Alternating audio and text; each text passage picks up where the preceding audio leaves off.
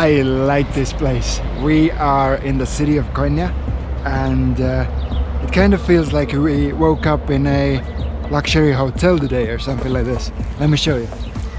Our own private water, our own electricity. We got showers, we got toilets, and it's all for free. And to make this morning even more special and memorable for us, we're gonna make our first Turkish coffee.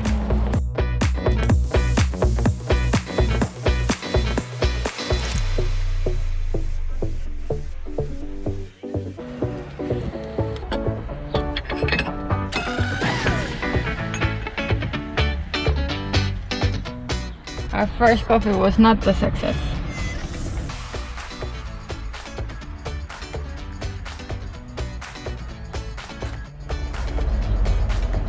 Almost finished with the coffee, and now it's time to get a move on.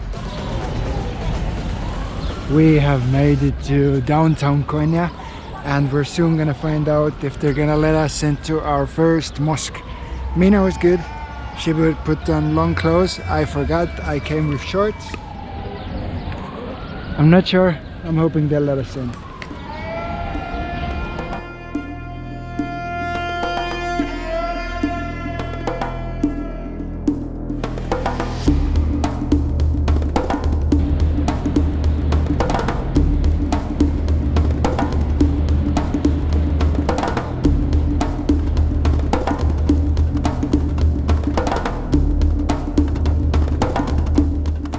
What a glorious structure.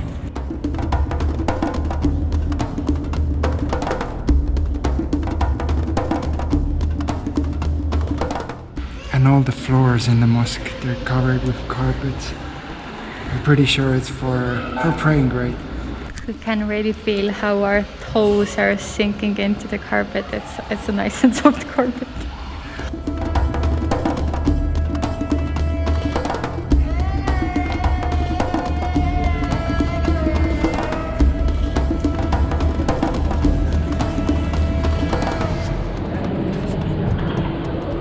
If you look at the scarves that the Turkish ladies are wearing, you can see that they have teeny tiny little edges on them, and they're all handmade, which is so respectful to see how much effort they're putting into how they look and to make themselves feminine, and it's beautiful. While I was filming the mosque, Mina just came out of nowhere with a coffee, and she didn't have the wallet with her, so it's really good coffee. Have you tasted it?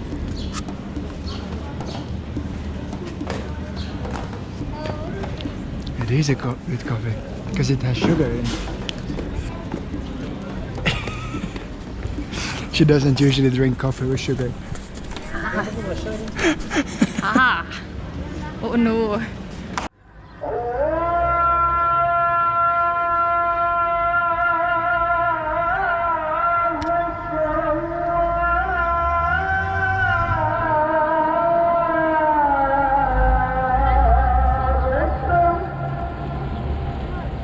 We've just made it to our second mosque of the day. We got here on a time just after a call to prayer, so at the moment there's a guided prayer going on. That's why we're not gonna go in. The call of prayer doesn't mean that they have to go right away. It means that they have time between this call and the call that comes later on, that they have to make their prayer within that time. We've made it to our second stop in downtown Konya, and it's Mevlana Museum. And it seems like this one is free as well.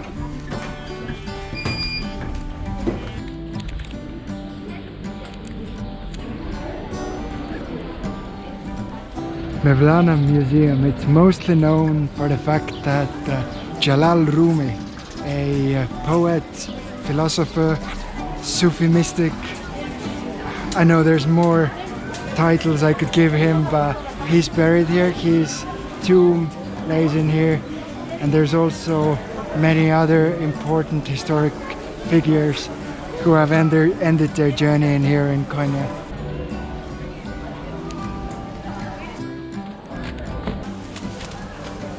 so excited that it's crazy, even though Rumi is a Persian poet and we can't understand any writings over here, then he is a wonderful poet.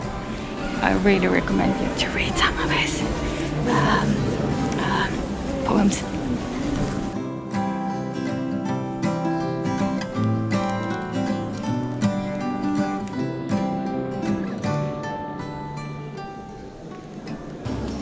It's quite amazing to see how the people are over here and they're stopping at every single display there is. They're crying, they're taking pictures, even if there's just a garment, a clothing item, they're still taking pictures and they're so emotional. It's amazing what the faith they have. Wow.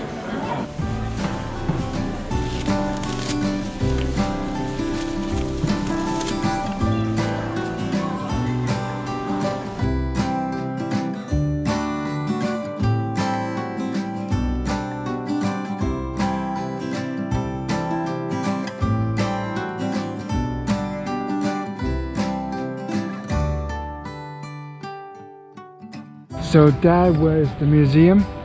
Before going, we actually read that every Saturday, today is Saturday, there's supposed to be a Sufi, like a show where, you know, they wear their white robes and they spin and spin and spin until they get into a higher state of being, into trance.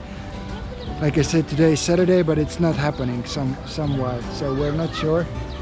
Clearly it doesn't happen every Saturday, and we are a little bit sad that we couldn't see the show, but I can do my best to show you how it looks like.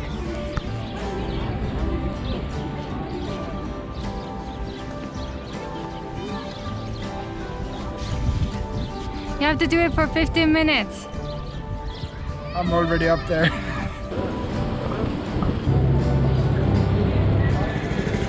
I know my explanation wasn't the best, so these guys are the Sufis.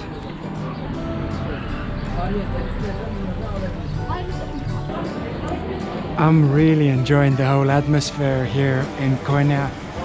I'm not sure if it's because we've spent the last month on the beach towns that are touristic and kind of look similar to each other, or is it something else, but just the feeling, the atmosphere is so lovely.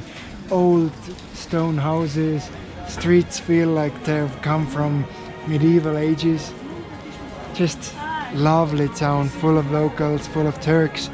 Haven't seen any tourists, to be honest.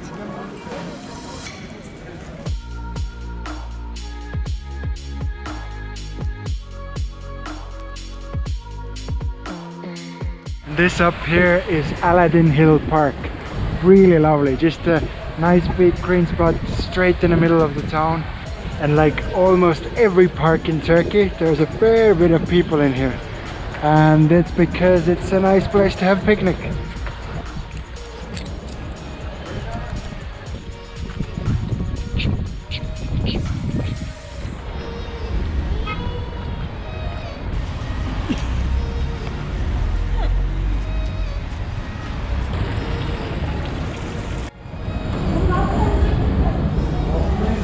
And now we've made it to the underground market of Konya.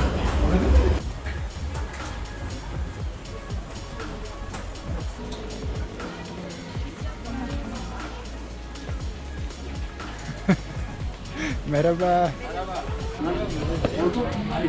I need a new wristband for my watch, and I remember the last one I bought in Estonia was 17 euros.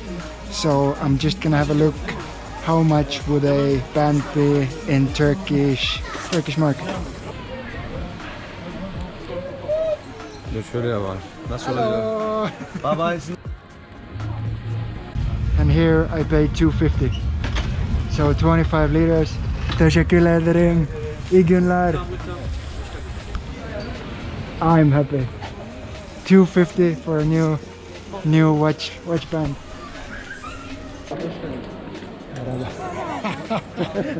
We made it to Melike Hatun indoor food market, and it feels quite different. It's just a big market hall, and then There's cheeses, nuts and stuff on the sides, and fresh veggies and fruits in the middle. And well, there are some weird cheeses. Look at that, I don't even know how to call it. I think we're gonna get the taste. Teşekkürler. Do you want me to eat it all and see if I die? Or? We should. Teşekkürler.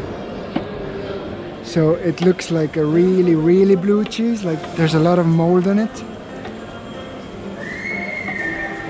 Yeah, it's totally edible. Like it tastes like blue cheese. Ooh, it has quite a strong taste.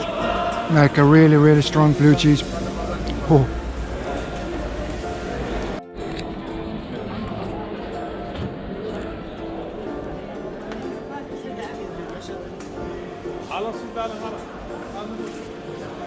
Çok güzel.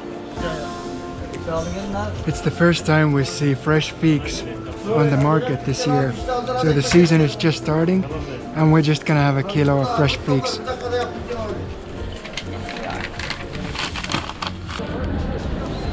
So we got our first kilogram of figs for €1.50, 15 liras.